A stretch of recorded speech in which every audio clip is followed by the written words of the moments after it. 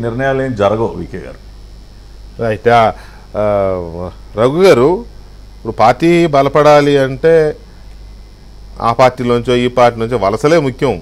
RSS లాంటి సంస్థ ఉంది కాబట్టి అందులోంచి వచ్చిన క్యాడర్ ఇవాళ బీజేపీకి బలంగా ఉండొచ్చు. కానీ మిగతా వాళ్ళంతా ఇప్పుడు చాలామంది ఎక్కడి నుంచి వచ్చారు? కాంగ్రెస్ నుంచో ఇంకో దగ్గర నుంచో వచ్చిన వాళ్ళే కదా.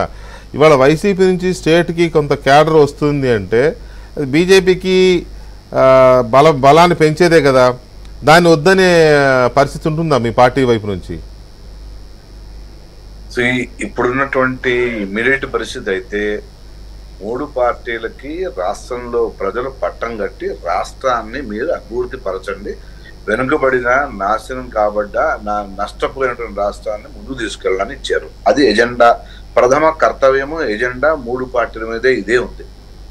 పార్టీల డెవలప్మెంట్ అది ఎన్నికల సమయంలో చూసుకుంటా ఉంది. ఇప్పుడు ఎన్నికలు లేవు, ఎలాంటి ఇది లేదు, ఓన్లీ డెవలప్మెంట్. నరేంద్ర మోడీ గారు ఆల్రెడీ 100 రోజులు ప్రణాళికను పెట్టి కూర్చున్నాడు. రాష్ట్రానికి ఆల్రెడీ చంద్రబాబు గారితో డిస్కస్ చేశాడు. ఆల్రెడీ దీని మీద రోడ్లు మ్యాప్ ఇచ్చేశారు రాష్ట్రాలకి, దేశానికి కూడా.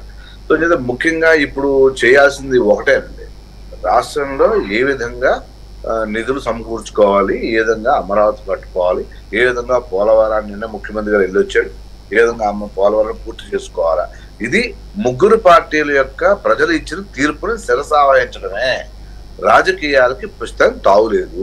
ఎలాంటి రాజకీయం చేయరు మూడు పార్టీలు. ఇందాక పట్టాభి మిత్రుడు చెప్పినట్టుగా తన సోదరుడు దీని మీద ఆల్రెడీ మూడు పార్టీల పెద్దలు మాట్లాడుకున్నారు, రాష్ట్రంలో ఉన్న పెద్దలు మాట్లాడుకున్నారు. దీన్ని అప్రాప్రియేట్ టైంలో రాజకీయం గురించి మాట్లాడుకుందాం, ప్రస్తుతానికి ఓన్లీ రాష్ట్ర అభివృద్ధి ఎజెండాగా పనిచేయాలా అని అనుకున్నారు. అదే విధంగా ముందుకెళ్తున్నారు. So no politics. మరి విజయసాయి రెడ్డి గారు ఎవరితో ఎందుకు మాట్లాడుతున్నారు? తర్వాత రాష్ట్రంలో మాజీ మంత్రి విడుదల రజనీ గారి పేరు అయితే బాగానే వస్తుంది, సోషల్ మీడియాలో అది కూడా గట్టిగా తిరుగుతోంది. అది కొంత వాస్తవం అని తెలుస్తోంది కూడా. ఇట్లాంటి వాళ్ళు ఒక 10 మంది కొంత అంటే నేమ్ చేయదగ్గ అంటే కొంచెం ఫెమిలియర్ లీడర్ వీళ్ళు మాట్లాడుతున్నారు. ఏదో ఒక గ్రీన్ సిగ్నల్ లేకపోతే ఇందాక నువ్వే అన్నావు కదా, నువ్వేమైనా చేసి ఉంటే భయపడాలి కానీ లేకపోతే ఎందుకయ్యా ఏమైనా ఉంటే చెప్పు అని అన్నావంటే ఇండైరెక్ట్గా సరే చూద్దామని అన్నట్టే కదా. ఏమైనా ఉంటే నువ్వు బాధపడాలా, రాజకీయం ఫేస్ చేయాలి నువ్వు, అంతేగాని పారిపోయి దాక్కుంటే అలాగా. సంజత ఇప్పుడున్న పరిస్థితుల్లో రాష్ట్రంలో ఎలాంటి వీటి మీద ఎలాంటి డిస్కషన్స్ లేవు, ఎలాంటి మార్పులు చేర్చుకోవడం లాంటివి ఏం లేవు. ఓన్లీ రాష్ట్ర అభివృద్ధి ఎజెండాగా ప్రధానమంత్రి, ముఖ్యమంత్రి, రాష్ట్రంలో మంత్రులు పనిచేస్తూనే ఉంటారు.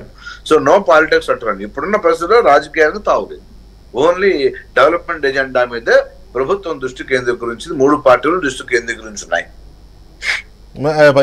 మీ మూడు పార్టీల మధ్య ఏమన్నా ఒక ఎంఓయూ లాంటిది అంటే ఓవరాల్గానే బట్ అగ్రిమెంట్ అంటే ఏదో ప్రామిసరీ నోట్లు కాదు కానీ ఓవరాల్గా ఏమన్నా ఉందా అట్లాంటి అగ్రిమెంట్?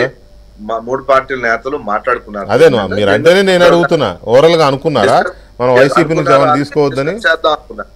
మూడు పార్టీలు డిస్కస్ చేద్దాం, ఆల్రెడీ ఒక మాట అనుకున్నారు, దాని ప్రకారంగా జరుగుతుంది రాష్ట్రంలో. మంచిదే కానీ ఎవడో వచ్చేసి